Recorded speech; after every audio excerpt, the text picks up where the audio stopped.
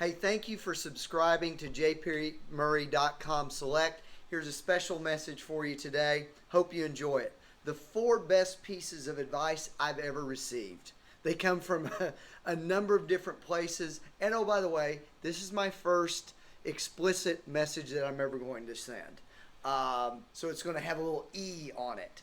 But I think it's essential to deliver the message today. First piece of advice comes from my father, Johnny Murray. About 30 years ago, when I first moved to Washington, D.C., I was complaining about the people, my job, the traffic, everything.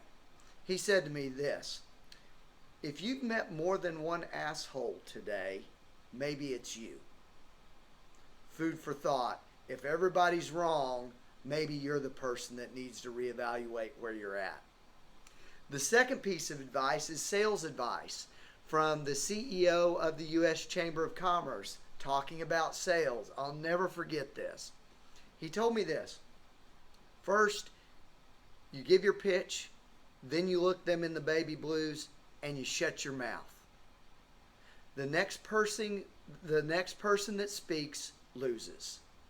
Great advice from the very best association salesperson ever.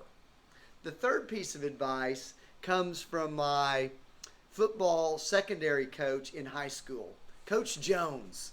Coach Jones told us this before a game that we weren't expected to win. He says, guys, you've got to go out and play like a bunch of mad, rabid, angry dogs. I actually think that applies in a lot of life. If you want what you are seeking in life, in profession, in your friends, you have to pursue it with that kind of energy and focus. Loved Coach Jones. I would run through a brick wall for that guy. He got me so excited. And then the final piece of advice is from a gentleman that I can't remember his name. He was the general manager of the TV station in Abilene, Texas. I was a recent graduate of the University of Oklahoma with my broadcast tapes, trying to get my first radio, TV, film job out of school. He told me this, and it changed my life. He said, son, tapes look good, but to be honest with you, your voice is so bad, you're going to have to get thousands of dollars of voice coaching to work anywhere outside of Ada, Oklahoma.